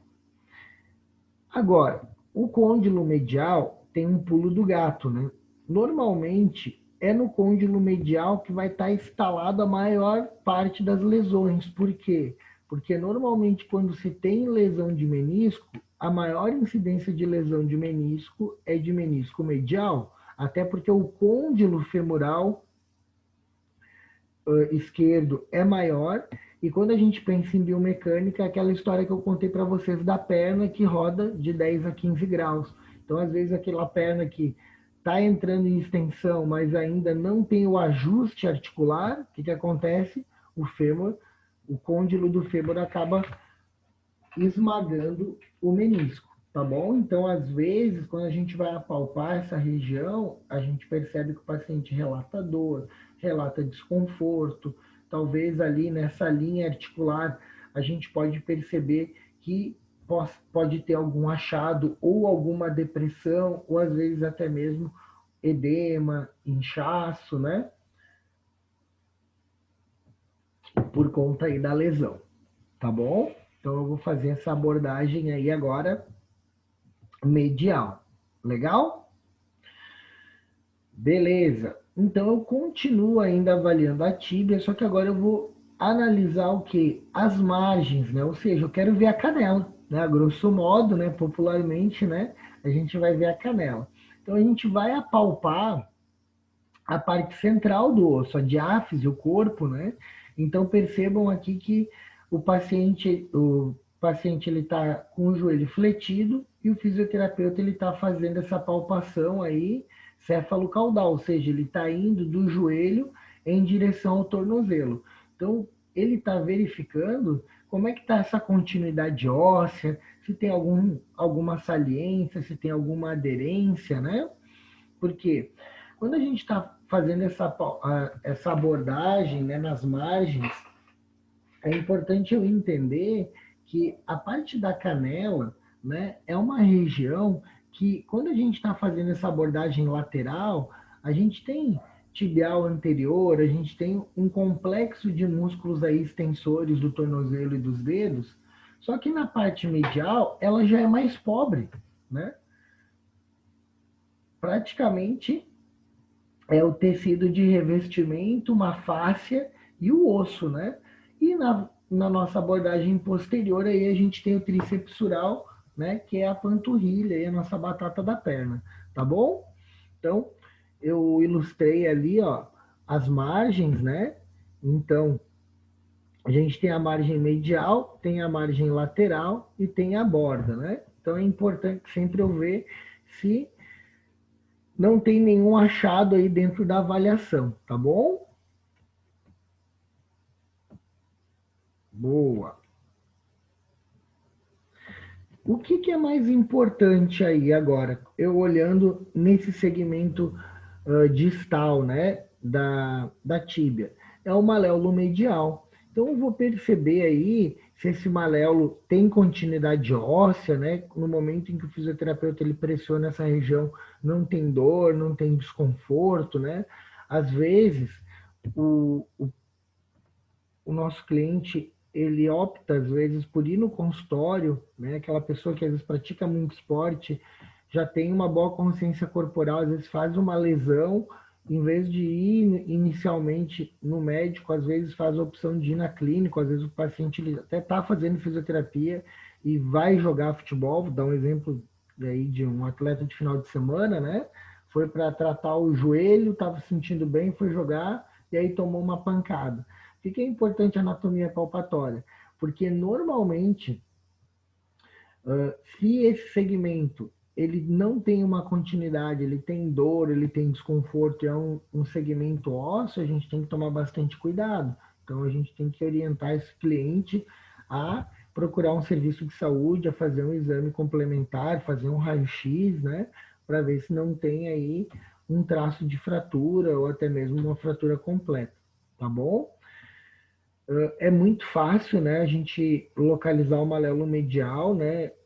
Popularmente é conhecido como a bola do tornozelo, né? Então é uma saliência óssea arredondada muito evidente e essa saliência óssea localizada na parte medial é o nosso maléolo medial que faz parte da tíbia. Tranquilo? Então agora a gente vai falar sobre a fíbula, que também é um osso longo, que está intimamente ligado aí com a tíbia, né? E ela é bem fácil, porque ela não tem tantos acidentes ósseos, né? Então é bem tranquilo. Então a gente tem na epífise proximal ali a cabeça da fíbula, na parte central, na diáfise, nós temos o corpo da fíbula, e na parte distal a gente tem o maléolo lateral. O que é importante sempre, eu sempre reforço isso, gente, a cabeça da fíbula não se articula com o complexo do joelho, ok? Lembrem disso. Então, galerinha, quando a gente está fazendo a palpação aqui, a gente vai sempre céfalo-caudal, de cima para baixo. Então, o que a gente quer localizar aí na parte lateral? A cabeça da fíbula. Então, mais uma vez, solicito que o paciente mantenha o joelho fletido em 90 graus, né? Então, eu vou apalpar de cima para baixo, então eu posso começar lá palpando a partir da linha articular. Eu sei que mais ou menos 2 a 3 dedinhos abaixo aqui, eu já vou encontrar a cabeça da fíbula. O que eu posso fazer? Eu posso pedir para o paciente realizar movimento. Então, no movimento, eu consigo perceber essa protuberância, essa saliência óssea, né? Então, normalmente, eu vou fazer ou o dedo em ponta, ou às vezes eu vou fazer o dedo em pinça, né? Para poder observar. Outra coisa que vai ajudar muito no momento que eu percebo essa saliência óssea, eu tento fazer ou orientar o paciente a fazer um movimento de rotação, né? Então ele vai tentar fazer uma rotação medial, uma rotação lateral, e a partir dali eu vou perceber, né, o movimento do complexo da perna, e fica mais evidente ali a cabeça da fíbula. Tá bom? Toda a parte lateral, né, se eu for analisar de uma ponta a outra, eu vou conseguir perceber aí o corpo da fíbula. O que acontece? Percebam que nessa imagem o fisioterapeuta está pegando na extremidade, no caso proximal, na extremidade distal. A parte média é difícil. Por que é difícil apalpar? Porque nessa parte média, sempre lá antero-posterior, a gente percebe que o paciente, né, o ser humano, ele tem um desenvolvimento muito grande, porque na parte posterior a gente já tem o tríceps sural, que pega boa parte dessa região. E nós temos na parte lateral toda essa musculatura extensora, o tibial anterior. Então, é mais difícil a gente apalpar o corpo da fíbula. A gente consegue, mas em alguns pacientes é mais difícil devido ao desenvolvimento muscular. Quando a gente percebe as extremidades, vocês vão perceber que ele fica mais evidente, né? A gente consegue manipular o osso, a gente já consegue apalpar o osso como um todo, mas na parte mais central, para alguns pacientes já é mais complicado, já é mais difícil, tá bom? Então, o pulo do gato sempre eu colocar uma mão em pinça na cabeça, né? Então, que a gente vai chamar de mão cefálica, ou lá na epífise proximal, e lá na epífise distal, né, mão em pinça, seria a mão caudal, né, no maléolo lateral ali, só mostrando a região ali do corpo. Legal? Então, para a gente finalizar esse ossículo, esse osso, né, a gente tem esse osso longo, a fíbula, né? Então, a gente tem o maléolo lateral, que é popularmente conhecido como bola do tornozelo, né, gente? Então, ele está localizado na parte externa, na parte lateral. Então, não tem muito mistério. É bem fácil da gente visualizar essa protuberância óssea aí. Lateral, já sei que faz parte da fíbula, né? Então, só por curiosidade, normalmente o nosso paciente, quando ele escorrega, quando ele cai, ele vai fazer movimento de inversão e muitas vezes ele pode sofrer aí uma fratura, luxação aí da articulação talocrural, né? E muitas vezes pode fazer uma lesão ali, uma fratura do maléolo, tá bom?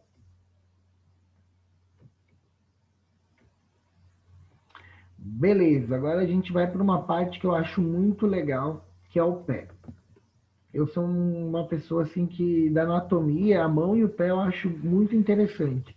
Porque o pé, gente, se a gente parar para pensar, imagina esse complexo articular, esse conjunto de ossos aí, que estão divididos em retropé, mediopé e antepé, sustentam o nosso corpo, ajudam no movimento de propulsão, ajudam no movimento de equilíbrio, né? Então, sustentam, é a nossa base. Então, é muito interessante, né? A anatomia, a biomecânica do pé. Então, quando a gente fala em retrô, é tudo aquilo que passou, é tudo aquilo que está lá atrás, né? Então, às vezes, a gente compra um móvel retrô, a gente compra um produto retrô, né? Então, está fazendo referência a algo que já passou. Na anatomia, a gente se apropriou disso. Então, a gente está falando do retropé, a parte de trás do pé. Né? A gente tem a parte central, que a gente vai chamar de mediopé, e nós temos a parte anterior, que é o antepé. Então, para ficar mais fácil, eu tenho que fazer essa subdivisão na minha cabeça. Então, o retropé são aqueles ossos que eu vou chamar de ossículos, né? Então, eu tenho tarso, talos, calcâneo, navicular, cuboide e os cuneiformes, né? Que ali está erradinho ali, depois o prof vai editar. Então, a gente tem cuneiforme, né? Medial, intermédio e lateral. Nós temos a região central do pé, que é composto pelos ossos longos, os metaleiros do pé, né? Os metatarsos, né? Que vai do primeiro ao quinto. E a gente tem no antepé os dedos, a gente tem ali as falanges, né? Então, a mesma regra da mão a gente vai usar para o pé. Então, por exemplo, na mão a gente tem o polegar, e o polegar a gente só tem falange proximal, né? E a gente tem falange distal, não tem falange média. No pé, a regra é a mesma. Lá no pé, o nosso dedão a gente vai chamar de hálux, com H, né? E a gente também só vai ter falange proximal e falange distal. Do segundo ao quinto dedo, aí sim a gente tem falange proximal, falange média e falange distal. Tranquilo? Então aqui a gente tem essa subdivisão aqui, né, do retropé, mediopé e antepé, ok? Por que está diferente um do outro? Porque um é a subdivisão da biomecânica, outra é a divisão anatômica, por isso que muda ali as configurações, ali os desenhos, tá bom? O que eu gosto de ver nessa imagem aqui para a gente poder visualizar, e até o nosso segundo encontro prático, a gente, além de pintar o pé, a gente vai fazer um modelo de biscuit, né? Então, a gente vai modelar, a gente vai fazer um esquema anatômico do pé, né? Então, quando a gente for fazer essa atividade, a gente vai dividir o pé em retropé, mediopé e antepé. A gente vai modelar com o biscuit, massinha de modelar, enfim, a gente vai utilizar, às vezes, um material reciclado e vai da criatividade de cada grupo, né? E a gente vai fazer esse modelo anatômico aí para a gente poder entender melhor essa subdivisão e a sua função, né? Então, quando a gente quer apalpar parte desse complexo, eu preciso entender a sua localização. Então, deixa eu voltar aqui. Olha só aonde que está localizado o calcâneo, que é o calcanhar, né? E o talos. O talos, ele está acima do calcâneo, né? Quando eu estou vendo nessa perspectiva lateral ou medial. Quando eu estou observando numa vista superior, eu percebo que apesar do talos ele estar superior, percebam que ele não está 100% em cima, ele tem uma espécie de espaço, né? Já vou explicar por que isso é importante. Então, olha só. O que o fisioterapeuta ele vai fazer? Né? Ele vai apalpar essa região do calcanhar. Então, ele vai com o dedo indicador, né? E aí eu vou usar como ponto de referência o quê? A região que a gente chama de linha maleolar. Então, eu tenho maléolo medial, maléolo lateral. Então, eu vou fazer uma pega, ou com uma mão, até mesmo com as duas mãos, abaixo do maléolo. O que eu vou perceber? Que eu tenho esse complexo entre o talos e o calcâneo. Então, o calcâneo é aquilo que está mais inferior, aquilo que está mais embaixo. Né? Então, é bem tranquilo a gente localizar aí o calcâneo. Né?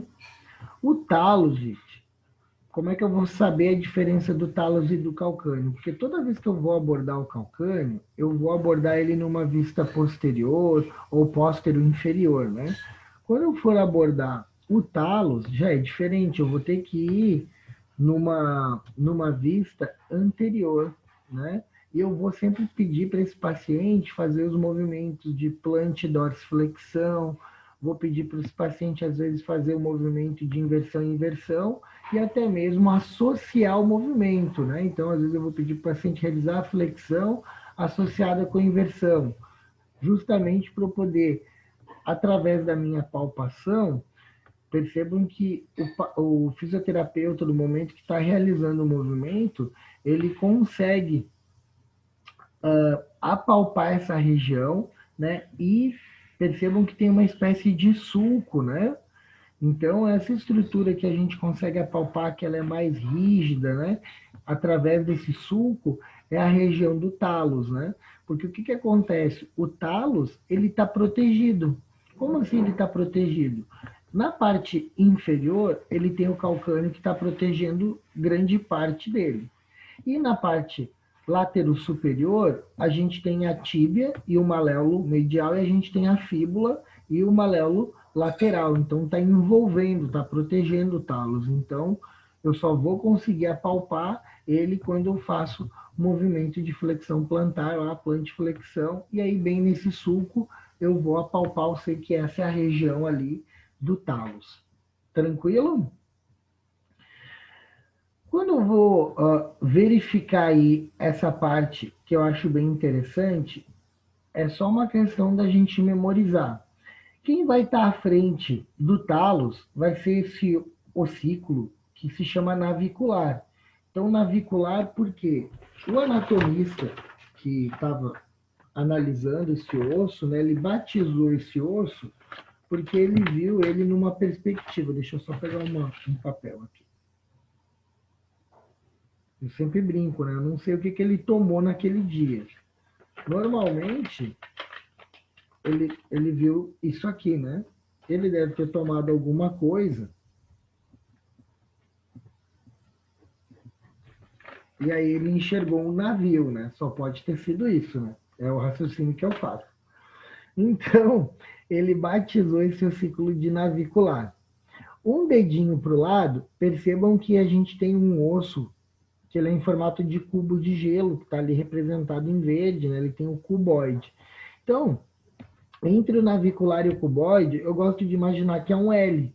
E nesse espaço de L aqui, eu vou ter 4 peças de encaixe, né? Também são ossículos mais ou menos quadrados, né? Que a gente vai chamar de cuneiformes.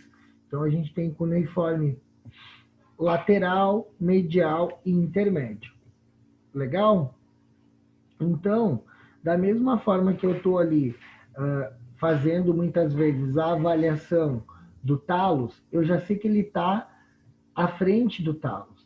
Então, no momento que eu localizo o talos, se eu deslizar 2 dedinhos, eu já vou encontrar o osso navicular. Então, eu posso pedir para o paciente fazer uma plante, uma dorse, né? Eu posso pedir para o paciente muitas vezes fazer uma inversão, uma eversão, só para eu poder ter uma localização anatômica ali. Eu já sei que 2 dedinhos à frente do talos, eu já vou encontrar ali o osso navicular, tá bom? Os cuneiformes, eles estão um pouco antes do dorso do pé. Então, um dedinho à frente, eu vou encontrar o cuneiforme medial, lateral e intermédio, né? Então, talvez esse é um dos ossos mais tranquilos da gente achar, porque eu vou usar como referência, eu posso usar o médio pé, eu posso usar os metaleiros do pé, os metatarsos. Então, eu já sei que são esses ossos longos que vão formar o dorso. O que vai se articular com o primeiro, segundo e terceiro dedo vão ser os cuneiformes. Então já é mais tranquilo para eu desenhar, para eu apalpar, para eu poder estudar aí essa região, tá bom? E no lado contralateral, no lado oposto, quase que no centro do pé, um pouco antes do centro do pé, eu vou ter o cuboide. E o cuboide, eu vou usar como ponto, como esquema de referência, o quarto e o quinto metatarso. Percebam que ele está se articulando diretamente no cuboide, até porque ele é um pouco maior, né? Então, eu sempre vou pedir para o meu paciente ficar com o segmento relaxado, eu faço a palpação, às vezes eu faço essa mobilização passiva e aí eu peço para o paciente realizar uma plante, uma dorse, uma inversão, uma eversão, justamente para eu poder sentir se eu encontro essa depressão, se eu encontro, né, esse ponto articular ali. Então, também é bem tranquilo. Anatomicamente, no momento que eu memorizo essa sequência, ou que eu tenho disponível próximo de mim aqui um aplicativo, eu já vou conseguir localizar nesse mapa, né, o segmento ósseo a ser apalpado. Então também é bem tranquilo da gente visualizar. Os metatarsos, gente, eles são ossos muito parecidos. O esquema do pé, a partir dos metatarsos, é igual ao da mão. Eu vou ter do primeiro ao quinto dedo uma falange, um osso, perdão, que ele é longo, né? Então esses metatarsos, ele tem base, tem corpo e tem cabeça, né? E esse mesmo arranjo, né, vai ser igual para as falanges. Então também vai ter uma base, um corpo e uma cabeça, uma base, o corpo e uma cabeça, ok? Então eu vou ter aí nos metatarsos do primeiro ao quinto dedo. Tranquilo? Então eles vão formar aí o dorso do pé. Então é muito tranquilo da gente conseguir visualizar, da gente conseguir ver, né? Então, para a gente poder ter uma boa visualização, a gente pode sim fazer uma flexo extensão aí do tornozelo, mas quando o fisioterapeuta ele pega esse antepé e faz uma flexão resistida, percebam que a gente consegue ver essa epífise aí distal, né? Então eu vejo a articulação metacarpofalangiana. Então eu já consigo ter uma noção do traçado desse osso longo. Então fica muito fácil da gente apalpar ou até mesmo pintar na hora da nossa atividade prática ali, né? E a gente consegue apalpar esse osso longo, né? E aí, por último, super fácil, super tranquilo, né? A gente vai ter as falanges, os dedos, né? Então, como eu falei anteriormente, o hálux só vai ter falange o quê? Proximal e falange distal. Do segundo ao quinto dedo, a gente tem falange proximal, falange média e falange distal. Então, isso aí é super tranquilo, super fácil, né? Então, a partir da articulação metacarpofalangiana ali do primeiro dedo, ali do hálux, a gente já consegue localizar com uma mão o primeiro metatarso e com o outro polegar eu já sei que é minha falange proximal e, consequentemente, acima vai ser a falange distal. Tranquilo? O mesmo esqueminha que a gente segue nessa imagem, a gente vai fazer para os outros dedos. A diferença é que a partir daí eu vou ter uma falange proximal, uma falange média e uma falange distal. Lembrando que a partir do terceiro dedo já fica mais difícil de eu manipular essa região, porque o terceiro e o quinto dedo são ossículos bem pequenos e que muitas vezes é bem difícil da gente manipular, dependendo da anatomia do pé do paciente, a gente não consegue manipular de forma isolada como do segundo ao terceiro dedo, tá bom? Então, galerinha. Professor, Oi. deixa, Deixa eu te perguntar, a palpação dos ossos do pé ali, do cuboide, cuneiforme, é fácil? A gente consegue fazer, sentir? A gente consegue sentir, consegue fazer de forma bem tranquila. É porque agora a gente não está na parte prática, mas quando a gente fizer a parte prática, eu vou ensinar um pulo do gato para vocês. Aí eu acho que vai ficar mais tranquilo. Até eu estava olhando ali o nosso encontro, que se vocês quiserem, a gente pode modificar ali. Aí vocês podem pensar, em vez da gente deixar a parte prática mais para o final, se vocês quiserem, eu posso subir, tipo, na terceira aula, a gente faz um encontro, porque eu pensei em dar toda a teoria e depois nós fazer a prática. Se vocês quiserem, de repente, fazer um pouco da teoria e fazer um pouco da prática, também é tranquilo. Vocês pensam aí, a gente discute aí no grupo, tá? Do Zap Zap. Isso aí a gente pode mudar também, tá? Mas é bem fácil, é bem tranquilo para a gente poder fazer a palpação, para a gente poder fazer a prática, é bem tranquilo. A parte de osteologia é a parte mais fácil, tá, gente? Lembra que eu comentei com vocês que uma das nossas notas, né, na anatomia 1, na anatomia palpatória, a gente fez um portfólio, né? Lembram disso? Muitos de vocês fizeram, ficou super bonito, ficou super bacana, né? Eu recebi vários trabalhos e teve gente assim que me surpreendeu, teve grupos que foram muito bem. Então, o que, que a gente vai fazer hoje, né? Então, a gente vai praticar. Como que vocês vão praticar? Vocês vão formar duplas ou grupo, né? E aí vocês vão começar a construir o portfólio de vocês. Então, como que a gente vai fazer isso? A gente vai, eu até montei aqui um esqueminha que vai ajudar a orientar vocês. Ah, prof, eu posso desenhar? Eu até posso desenhar, mas agora o que, que eu vou querer? Eu quero que vocês associem um desenho com a localização anatômica. Então, por exemplo, a Fran vai pegar lá o namorado dela, não precisa tirar uma foto do bumbum do teu namorado, né, Fran? Mas tu vai pegar ele lá e vai tirar uma foto na região posterior e a gente vai colocar aquela bolinha colorida que a gente comprou lá no semestre, no início do semestre, a gente vai colocar nos principais pontos anatômicos que a gente viu hoje. Então a gente vai colocar na crista ilíaca, vamos colocar na espinha ilíaca anterior superior, na espinha ilíaca posterior inferior, vamos colocar na prega glútea ali mostrando a tuberosidade isquiática, tá bom? Então, esses pontos a gente vai localizar. Trocânter maior. Então, todos esses pontinhos que estão ali, eu quero que vocês comecem a fazer o portfólio a partir dessa imagem, tá bom? Então, esses são os pontos que a gente vai visualizar. E o que, que eu quero? Por exemplo, a Laura e a Juliana vão fazer o delas.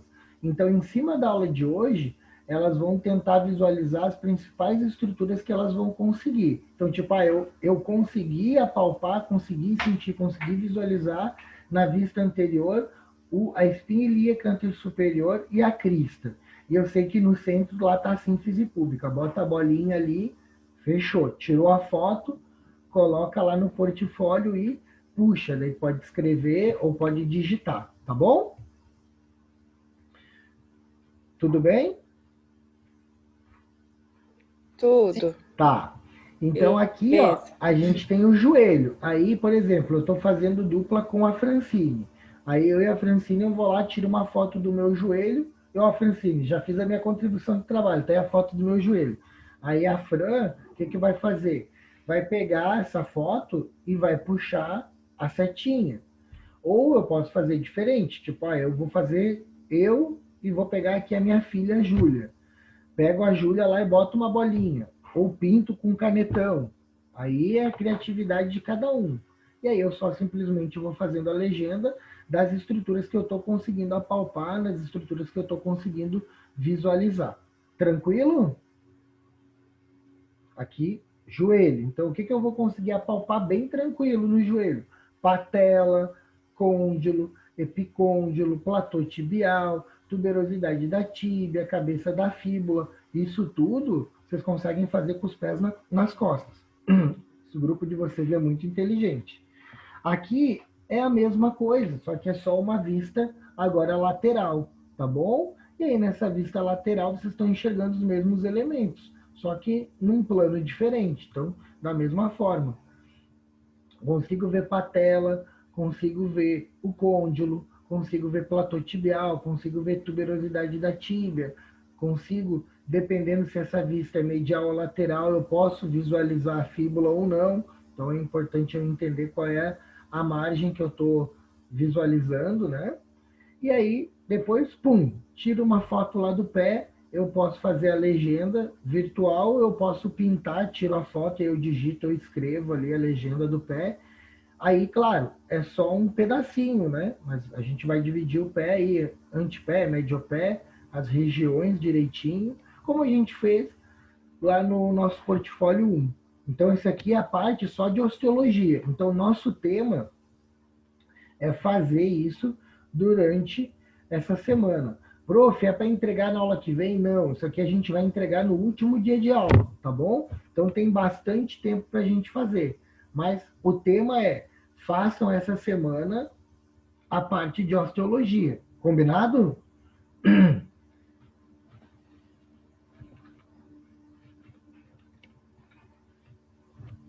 Ai, meu Deus. Combinado. Então tá, Laura. O tema é façam a parte do portfólio de osteologia, porque no nosso próximo encontro eu vou falar de miologia, aí eu vou falar de músculo. Aí o negócio, o bicho já pega, né? Para a aula que vem eu também vou fazer um quiz, vou começar a aula tirando, eu vou mandar algumas fotos, e aí a gente vai fazer um quiz durante a aula. O que é que tal região? Como que eu faço isso? Para a gente fazer meio que um remember. Combinado? Sim, combinado. Tá bom. Então, gente, muito obrigado, tá? Um beijo no coração de vocês. Aula que vem a gente se encontra, aula síncrona. Pensem bem, se vocês quiserem aula que vem, aí a gente faz síncrono e a nossa terceira aula a gente pode inverter. Se vocês quiserem, a gente pode ir para a Unisul no terceiro encontro, se quiserem manter o cronograma daquele jeito ali, a gente mantém. Aí eu fico à disposição de vocês, tá bom, gente? Tá, beleza, prof. Tá certo. Obrigado, gente. Eu vou. Tá, professor? Beijo no coração, obrigado. Beijo. Gravei a aula, tá, gente? E aí Tá eu vou bom. disponibilizar para vocês aí, final de semana já vai estar lá no Portal Eva. Tá bom? Tá bom. Tá certo, obrigado. Obrigadão, Valeu, gente. tchau. Até mais. Tchau, tchau. Obrigado. Tchau. Tchau. Boa, tchau. Obrigado, gente. Vão lá, se inscrevam lá no nosso canal, se inscrevam no nosso grupo ali do WhatsApp. Tá bom? Até mais.